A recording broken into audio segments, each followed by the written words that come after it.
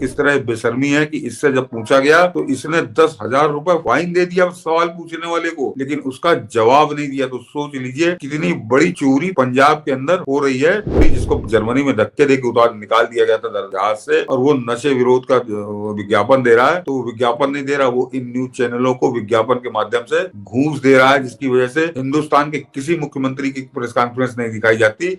और केजरी का जो मैंने आरटीआई किसी भी सरकार का सच निकालने का सबसे बड़ा जरिया होता है, और उसमें कितनी बुरी तरह से नंगा हो रहा है, ये समझिए कि पंजाब की सरकार जवाब ही नहीं दे रही। और वहां पर जहाँ पर आतंकवाद और खालिस्तान का आतंकवाद इतना भयंकर रूप है, वहां पर इसका कितना खतरनाक चेहरा आपके सामने आ रहा है कि अपना हिसाब नहीं दे रहा, हथियारों के बारे में नहीं दे रहा। सर एक और खिलंदर, अब उसको एक से एक उपमा दी जाती है नटवर लाल का। दिल्ली का नटवर लाल तो कमाल किए हुए है। ये तिहाड़ रिटर्न होने के बाद ऐसा लग रहा है कि मानसिक रूप से विक्षिप्त हो गया है या षड्यंत्र बड़ा है। इसकी मार्लेना ने कहा है कि हम दिल्ली भाजपा के जो नेता है उसके खिलाफ चुनाव नहीं लड़ेंगे, फलाना के खिलाफ, यदि मतलब वो इस चीज को माफ कर दे। मतलब उल जुलूल हरकतें करके बरगला रहे हैं। लेकिन दूसरी तरफ कई चीजें इसके सामने आ रहे हैं। देखिए ये एक से एक षड्यंत्र कर रहे हैं। चुनाव के लिए पैसा नहीं है। अब केजरी गैंग कह रहा है चुनाव के लिए पैसा नहीं है। 2 दिन पहले कहा था कि हम मुफ्तखोरी करना चाह रहे हैं, और बीजेपी हमें करने नहीं दे रही है। बीजेपी हमें मुफ्त में बांटने नहीं दे रही है। दिल्ली में आम आदमी पार्टी की सरकार, दिल्ली सरकार ने मांगी 10,000 करोड़ की मदद। 2025 दिल्ली सरकार चुनाव के अगले चुनाव होने वाली विधानसभा चुनाव से पहले वित्तीय सूची, पहले चालू वित्त वर्ष में अपने खर्च को पूरा करने के लिए 10,000 करोड़ रुपए उधार मांगे हैं, और ये उधार मांग रहे हैं। मैंने मनीष जी जरा निचली उसके नीचे वाली लाइन पढ़ी है उसी ट्वीट में कि दिल्ली सरकार के वित्त विभाग ने इस प्रस्ताव पर आपत्ति जताई है। जरा ये गौर करिए कि जो इसके एक्सपर्ट लोग हैं, जो एक तरह से जिनको जानकारी है, उन्होंने कहा, एक तरह आपत्ति जताई कि इसकी कोई जरूरत नहीं है। तो ये अपने चुनाव में 10,000 करोड़ रुपए खर्च करने का प्लान बना रहा है, और उसके लिए केंद्र सरकार के खजाने को लूटने की ये कोशिश कर रहा है। लेकिन मनीष जी, जो अभी हम लोग बात कर रहे थे, इसको जरा दर्शक कुछ और दिखाना है मनीष जी। नहीं, वो दिख रहा था ये कि कैसे आज जब शपथ ग्रहण समारोह में था कि हेमंत सोरेन के, तो इन लोगों ने राष्ट्रगान तक नहीं गाया था। खैर ये अलग चीज है, लेकिन ये लाइन इस लिहाज से कि देखिए आम आदमी से ठगता था। दरअसल मुझे ये लग रहा है, आप आगे कहिएगा, ये आम आदमी से ठगता था। 10-10 रुपया दीजिए, इसे पता है कि पैसा पब्लिक एक चौवन्नी देगी, जूते मारेगी, इसीलिए केंद्र सरकार से डाका डालना चाह रहा है। इसको चुनावी ऐड करने की अनुमति नहीं है, मतलब टेलीविजन चैनल पर, क्योंकि सुप्रीम कोर्ट ने कहा तुम रैपिड रेल में पैसा नहीं दे रहे हो। इसने सुप्रीम कोर्ट में कहा था कि हम कंगाल हो चुके हैं। तो पंजाब को लूट रहा है, दिल्ली की सरकार चलाने के लिए पंजाब लूट रहा है। अब पंजाब लूट लिया तो भारत लूटना चाह रहा है। जो मनीष जी, जरा मैं पहले बता दूं कि आज एक दैनिक भास्कर अखबार है, उसने बहुत बढ़िया इसकी रिपोर्ट छापी। इसको बेनकाब किया है बहुत बुरी तरीके से, कि जिस आरटीआई की बदौलत इसको हिंदुस्तान ने जाना, दिल्ली ने जाना, जिसके जरिए इसने अपनी पहचान बनाई, इसको, और उसी आरटीआई के लिए इसको 2006 में मैग्सेसे का लेके आया था, जो तो खैर पाखंड था। और उस आरटीआई को इसने पंजाब में किस तरह से उसकी हत्या की है इसकी पार्टी की सरकार ने। अभी आता हूँ मनीष जी कि और इसके अलावा दिल्ली में मनीष जी आरटीआई है ही नहीं, आरटीआई का कोई डिपार्टमेंट ही नहीं है। ये सुनकर पढ़कर मुझे ताजुब हुआ कि 2000 जिस आरटीआई को हथियार बनाकर अरविंद केजरीवाल पूरे देश में नाचा कूदा चर्चित हुआ और दिल्ली की सत्ता तक पहुंचा, उसी आरटीआई कानून की हत्या उसकी पार्टी सरकार कर रही है। इसे हाल ही में सामने आई पंजाब की रिपोर्ट बता रही है कि जिस दिल्ली में वो खुद 10 साल से मुख्यमंत्री था, उस दिल्ली सरकार में तो आरटीआई विभाग ही नहीं था, आज भी नहीं है। पंजाब में भ्रष्टाचार को किस तरह पर्दा डाला जा रहा है, इसकी गवाही उसी रिपोर्ट के ये कुछ अंश दिखा रहे हैं। जरा मनीष जी इसकी पहली खोलिए, बहुत लंबी रिपोर्ट है, तो वो तो पढ़ूंगा तो पूरा प्रोग्राम ही खत्म हो जाएगा। लेकिन आज जो उसके बड़े मेन अंश हैं, वो दर्शक आप सुनेंगे तो चौंकेंगे। और जो बात मनीष जी कहते थे, मैं कहता था, उसकी किस तरह से पुष्टि कर रही है ये रिपोर्ट, और इसको क्यों डर लग रहा है, इसको जरा आप समझिए।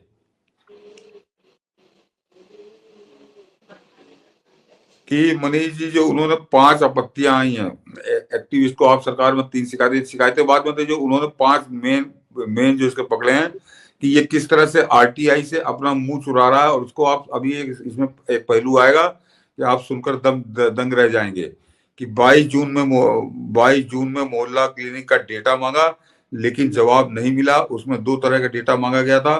पहला दवाइयों का टेस्ट कहाँ से करवाए जाते हैं, लेकिन इसका कोई इसने जवाब ही नहीं दिया। अब ये 2-2 साल से जवाब ये नहीं दे रहा, क्योंकि इसका जो विज्ञापन चला रहा है वो झूठा पड़ जाएगा। पंजाब में बहुत हथियार पकड़े जाते हैं, ये पंजाब में आम खबर होती है। डीजीपी इनकी फोटो भी डालते हैं कि पुलिस ने हथियार पकड़े हैं। एक रिपोर्ट आई थी कि इन हथियारों की नीलामी होती है। हमने 25 अप्रैल 2022 को आरटीआई डाली कि हथियारों की नीलामी कब कब हुई, कितने हथियार रिकवर किए गए। जवाब में मिला कि आप अलग अलग जिलों से जानकारी मांगिए। हम 23 जिलों में आरटीआई डालें और उनसे जवाब लें। मानिक पूछते हैं कि क्या ये जवाब गले उतरने वाला है, इससे सेंसिटिव डाटा है, इसका इसका कोई सेंट्रल डेटाबेस नहीं होगा क्या ये पॉसिबल है। इसलिए आरटीआई को उलझाया गया ताकि उन्हें जवाब ना देना पड़े, यानी इसको भी उसने जवाब नहीं दिया। अभी अगस्त में सरकार ने रेड क्रॉस की भटिंडा यूनिट गुजराई, ये मनीष जी बड़े ध्यान से सुनने वाला है और उसका खेल समझिएगा कि अभी अगस्त में सरकार ने रेड क्रॉस की भटिंडा यूनिट को 11 करोड़ की जमीन कौड़ियों के भाव दे दी। सरकारी जमीन को ऐसे नहीं दिया जा सकता। हमने आरटीआई डाली थी लेकिन कोई जवाब नहीं मिला। 1 महीने पहले हमने फर्स्ट अपील की है, उसका जवाब भी अब तक नहीं आया है। ये किन चीजों को जवाब नहीं दे रहा है। हमने सरकारी कॉलोनियों को लेकर 23 मई 2022 को आरटीआई डाली, 3 महीने इंतजार किया लेकिन जवाब नहीं मिला। 2 अगस्त 2022 को अपील डाली, आखिरकार कोर्ट ने 20,000 का फाइन लगा दिया। संबंधित विभाग ने फिर भी नहीं दिया। आज तक जवाब इसका नहीं है। राघव चड्ढा और दूसरे मंत्रियों के बंगलों का रेनोवेशन हुआ था। हमने 19 जुलाई 2020 को आरटीआई डाली कि इस काम में कितना पैसा लगा। 2 साल हो गए, जवाब नहीं मिला। ये नहीं दे रहा। और इसके आगे जो उन्होंने बताया, ये 2 आरटीआई एक्टिविस्ट हैं, उन्होंने बताया कि और उनकी प्रमुख शिकायत क्या है कि सरकार आरटीआई के तहत मांगी गई जानकारी नहीं मिलती है, जवाब भी मिलता है तो टालने वाले होते हैं। जिस जानकारी से सवाल पर सवाल उठे उन पर जवाब की बजाय फाइन दे दिया, यानी ये फाइन दे देता। और अभी इसमें जो उन्होंने बताया वो तो चौंकाने वाला है कि इस मसले पर दैनिक भास्कर ने पंजाब के 2 एक्टिविस्ट हरमिलाप ग्रेवाल और मानिक गोयल से बात की। उनसे पूछा कि राज्य में आरटीआई का सिस्टम कैसे चल रहा है, तो उन्होंने बताया कि अपना एक अनुभव बताते हैं कि 2022 में नई सरकार बनी थी। ये जरा गौर करिएगा कि 2022 में नई सरकार बनी थी, हर तरफ बड़े बड़े होर्डिंग और अखबारों में फुल पेज विज्ञापन आ रहे थे। हमने सोचा कि इन विज्ञापनों का हिसाब पूछना चाहिए। मई में हमने directorate of information and public relation से सरकार के एडवर्टाइजमेंट के बारे में पूछा। नियम के मुताबिक 30 दिन में जवाब आ जाना चाहिए था, लेकिन नहीं आया। मेरी टीम ने अपील डाली, कुछ हाथ नहीं लगा, फिर दूसरी अपील डाली। सुनवाई की डेट कई महीनों बाद आई। इंफॉर्मेशन कमिश्नर ने डीआईपीआर पर फाइन लगा दिया और फाइन के 10,000 रुपए का चेक कुछ दिन में मिल भी गया। विभाग ने फाइन का अमाउंट तो दे दिया लेकिन जवाब आज तक नहीं दिया। गौर करिए कि आपको अगर कोई जवाब नहीं देते हैं तो आपको फाइन जमा करना होता है जो लगा दी। तो इन्होंने 10,000 रुपए उसका फाइन दे दिया लेकिन जवाब नहीं दिया। तो ये 10,000 रुपए देकर अपनी करोड़ों रुपए की चोरी किस तरह छुपा रहा है, ये आज ये रंगे हाथ पकड़ा गया एक तरह से। और ये है कि पंजाब में आरटीआई की हालत, ये जरा इसकी सोचिए कि ट्रांसपेरेंसी पर काम करने वाली संस्था सतर्क नागरिक संगठन ने जून 2024 में देश भर के इंफॉर्मेशन कमीशन के आंकड़े जारी किए थे। इसके मुताबिक पंजाब में जुलाई 2023 से जून 2024 यानी एक साल तक 9,034 आरटीआई फाइल हुई। इनमें केवल 3928 का जवाब मिला, यानी समझिए 1/3 कर दिया और 2/3 का जवाब नहीं दिया। 2022 से लेकर अब तक पेंडिंग आरटीआई की संख्या करीब 9,028 है। पोर्टल पर इसकी एनुअल रिपोर्ट 2021 में आखिरी बार अपडेट की गई थी।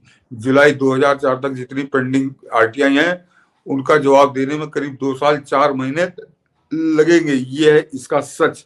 तो ये सच से कितनी दूर है, सच से कैसे मुंह चुरा रहा है, ये बैठे बैठे बातें बना रहा। और जो मनीष जी अक्सर कहते हैं कि वो पंजाब का, आप पंजाब का विज्ञापन देख रहे होंगे क्योंकि दिल्ली का दे नहीं सकता, सुप्रीम कोर्ट में नंगा हो चुका है।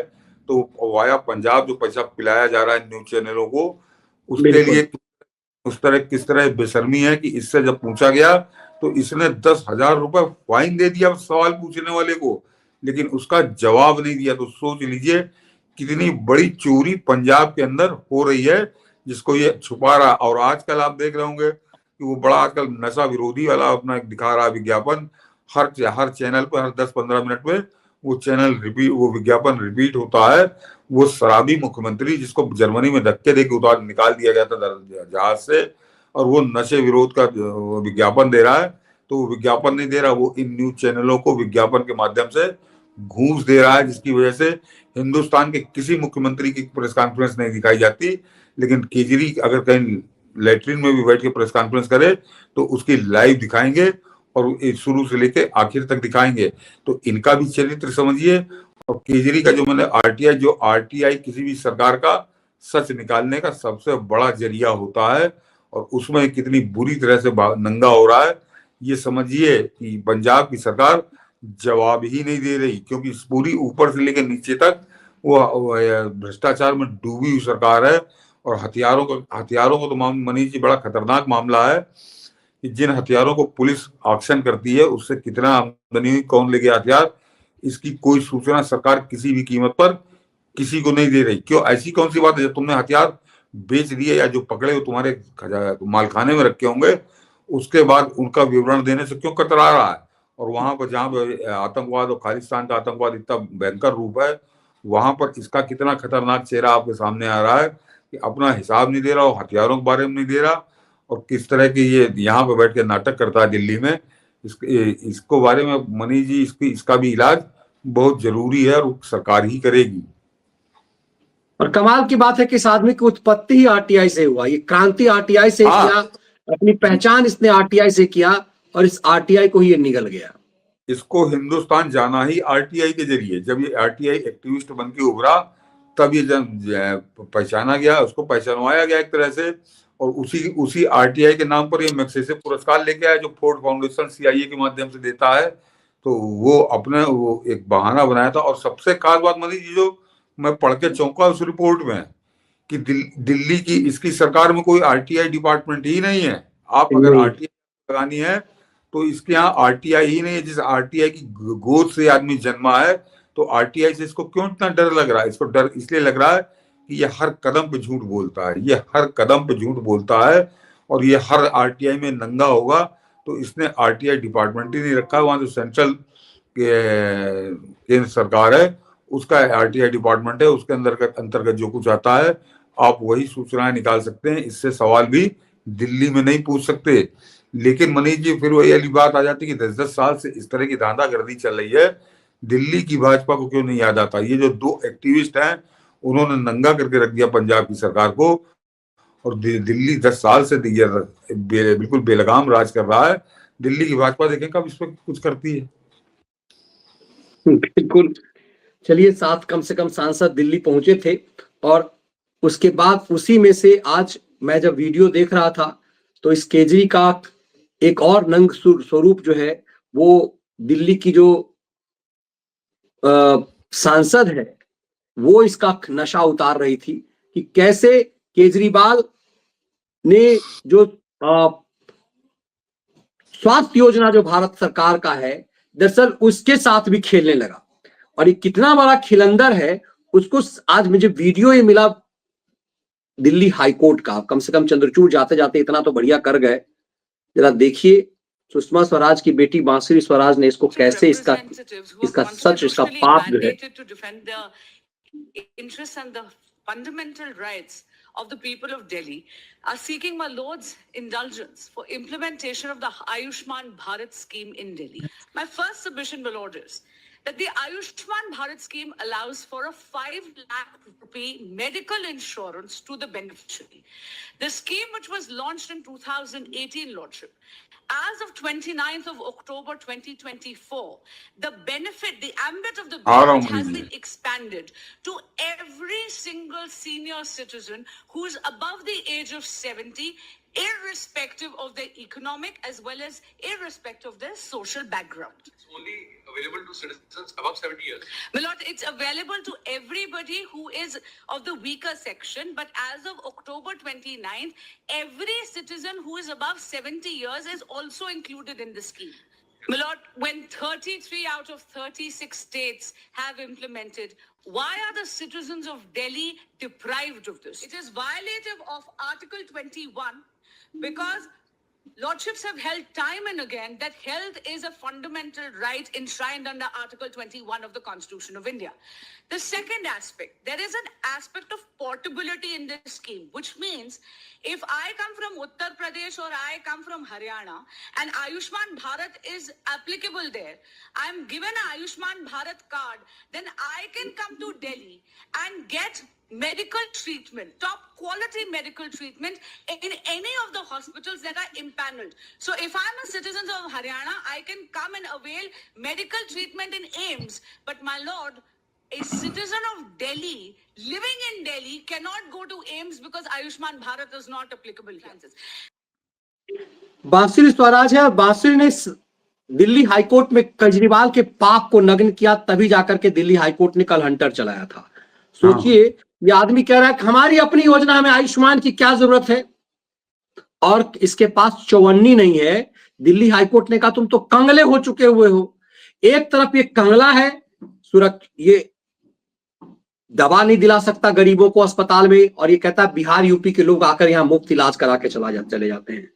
कायदे से अदालत जब इसे ऐसे लोगों को बेल देती है तो मुझे लगता है लठ तो इसी समय बरसाना चाहिए ऐसे निकम्मे, ऐसे जनता द्रोही को।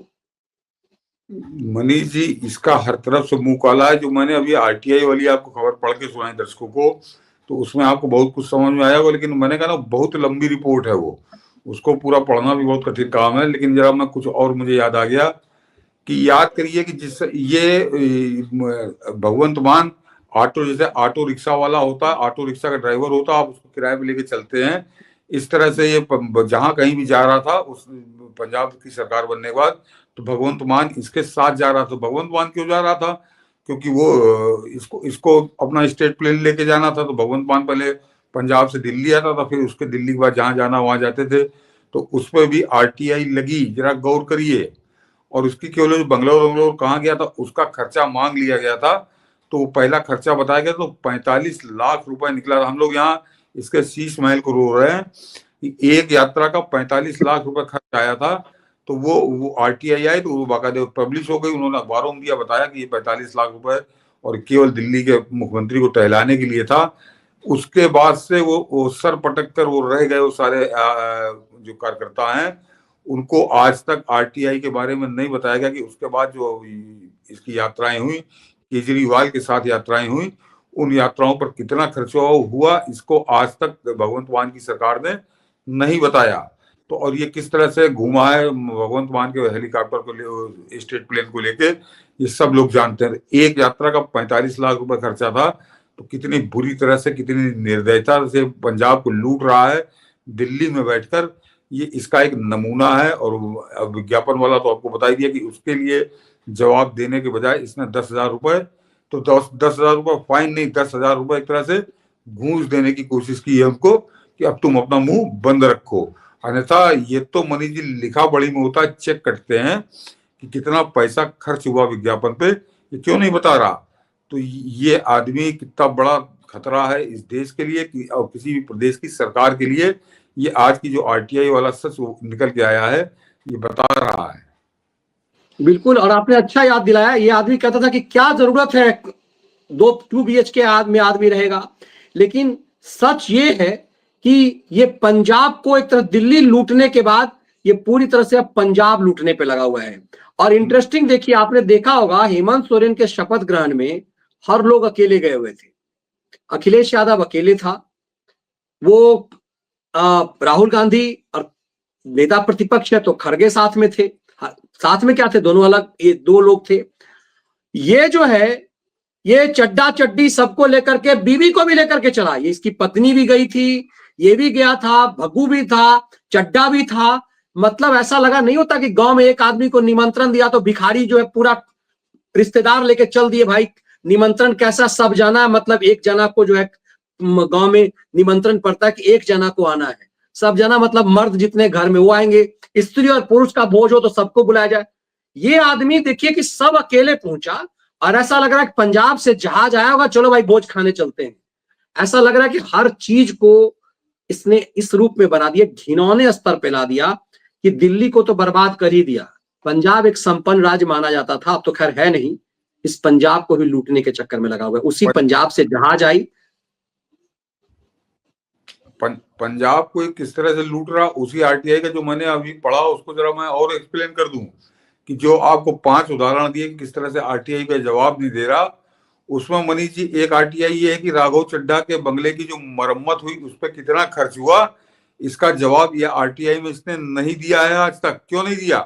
क्योंकि वो बंगले की मरम्मत के नाम पर बहुत मोटी रकम खाई गई है। इसका मतलब उसका ये जवाब नहीं दे पाएगा, इसका मुंह काला हो जाएगा, तो ये उसका जवाब नहीं दे रहा। जैसे शीश महल को भी इसने मरम्मत के नाम पर किस तरह से 45 करोड़ रुपए उगाए, तो इसी तरह राघव चड्ढा के आवास की मरम्मत तो मनीष जी कितना खर्चा हुआ होगा वो तो तत्काल बता देता, और सारा पेमेंट ठेकेदारों को या जो सामान खरीद उसका वकायदे लिखा पढ़ी में होता है। कोई बड़ा बाजार में जाके कोई सर्वे नहीं करना है, लेकिन उसका जवाब इसने अभी तक नहीं दिया। तो ये छोटे छोटे कामों में कितनी जघन्य लूट कर रहा है, ये आरटीआई से इसका मुंह चुराना ये बता रहा है। और राघव चड्ढा के मकान की मरम्मत में कितना खर्चा आया, इसको बताने में इसको शर्म आ रही है या इसको डर लग रहा है। तो ये नीचे से लेकर हवाई जहाज की यात्रा तक पंजाब को बड़ी बेरहमी के साथ ये लूट रहा है। और पंजाब को जो बड़ा खुशहाल बताता है उस शराबी मुख्यमंत्री, वो सिर्फ इसीलिए बताता है क्योंकि आरटीआई के जवाब देना उसने बंद कर दिए हैं। वो जिस दिन ये उस हटेगा या जनता खदेड़ेगी पंजाब की, तब पता चलेगा कि पंजाब कितनी बुरी तरह से लूटा इन लोगों ने और उसको कंगाल करके छोड़ा। ये बताता ना कि मेरा फलाना ये चल रहा, ढिमाका चल रहा, तो क्योंकि पलट के कोई सामने है ही नहीं, वो सूचनाएं किसी प्रकार की जा ही नहीं रही, तो जो चाह रहा वो उड़ा रहा है। और वो विज्ञापन के नाम पर ये बेशर्म न्यूज चैनल जिस तरह से यहाँ पे केजरी को बताते थे कि वर्ल्ड क्लास इसकी मेडिकल सेवाएं, वो सरासर झूठ पर मनीष जी हम आप जैसे लोग तो उसको लगातार टोक रहे थे, कोरोना काल के समय से टोक रहे थे, लेकिन इन बेशर्मों के यहाँ चल रहे थे को एक दिन में 20-20 के स्लॉट चल रहे थे कि वर्ल्ड क्लास सेवाएं मेडिकल सेवाएं दे रहा है, तो हम लोगों को कौन सुनता। लेकिन अब समझ में आ रहा है, जब सुप्रीम कोर्ट में जूता चला है तब ये समझ में आ रहा है कि इसने किस तरह से दिल्ली को लूटा, दिल्ली की जान पे खेला। 26,000 आदमी मर गए, लेकिन ये इस तरह से घूस देकर, विज्ञापन के नाम पे घूस देकर किस तरह से लोगों को सेट करता है, किस तरह से मीडिया को सेट करता है, इसका उदाहरण एक खुलकर आया। आज भास्कर अखबार की बड़ी आलोचना होती है, लेकिन आज भास्कर अखबार ने इसके सारे कपड़े उतार दिए हैं। दर्शकों को कहूंगा उसको जरूर पढ़िए आप जाके एक बार, तो बहुत कुछ उसमें डिटेल में है। ये तो मैंने इसका बड़ा मोटा मोटा निकाला है कि किस तरह ये सच से डर रहा है, सच के नाम से कैसे थर थर कांप रहा है। और सच ना पूछा जाए इसके लिए इसकी गवर्नमेंट जुर्माना भी दे रही है पूछने वालों को, लेकिन सच नहीं बता रही। तो सोच लीजिए कैसी लूट हो रही है पंजाब के अंदर, और उसी का नतीजा है कि हर 20 मिनट पे आपको विज्ञापन नजर आता है। बिल्कुल, दिल्ली हाईकोर्ट में साबित हो चुका है कि दिल्ली सरकार कंगला हो चुकी हुई है, फिर भी मुफ्तखोरी। अब ये दिल्ली को लूटने के बाद पंजाब को बर्बाद कर रहा है। और पंजाब, जो आपने एक बार कहा था कि खून के आंसू रोएगा, जिस समय ये बना था भग्गू वहां का मुख्यमंत्री, और उसके बाद भी कमाल की बात है, आज पंजाब का एड आप देखेंगे तमाम टेलीविजन चैनल पे, केजरी का एड नहीं चलता, क्योंकि केजरी के एड पर सुप्रीम कोर्ट ने एक तरह से रोक लगा दिया हुआ है। तो लूट का गोरख धंधा चल रहा है। ये किस तरह का दिल्ली का एक ठग पूरे देश से ठगी कर रहा है, और मीडिया इस पर मुंह बाए बैठा हुआ है। ये कमाल की बात है। उसने जान लिया जैसे चोर या कोई अपराधी होता है, वो जानता है कि पुलिस को पैसा दे दो फिर चाहे जो करो, तो वहां पुलिस की तो जरूरत है नहीं। वैसे ही ये जान रहा है कि बस केवल मीडिया का मुंह बंद रखो, इनको पैसे दे दो, अपनी लूट का हिस्सेदार बना लो। और ये बेशर्मी के साथ लूट का हिस्सेदार बन चुके हैं, इसलिए कोई बात ही नहीं होती उसकी। पंजाब के बारे में जरा मनीष जी गौर करिए कि पंजाब के बारे में कोई इन्वेस्टिगेशन वाली रिपोर्ट नहीं आती, जिस तरह से आज भास्कर के लाया है। तो ये न्यूज चैनल क्या कर रहे हैं, इनके सबके संवाददाता हैं, जिलों जिलों में संवाददाता हैं, किस तरह का वहाँ काला घोरा हो रहा है। लेकिन आपको पंजाब के बारे में कहीं कोई खबर नहीं मिलेगी, क्योंकि वो बड़ा मोटा पैकेज विज्ञापन का घूस के रूप में सबके मुंह में ठूंसे हुए है। और इसका मतलब इससे समझिए कि हमारा जो सीमावर्ती राज्य है, वहां के सच से ही देश को अनभिज्ञ रखे हुए हैं, देश की आंखों में पर्दा डाल रहे हैं उसके विज्ञापनों का। तो वो एक तरह से पुलिस का काम होता है, तो वो उसने मना कर रखा है।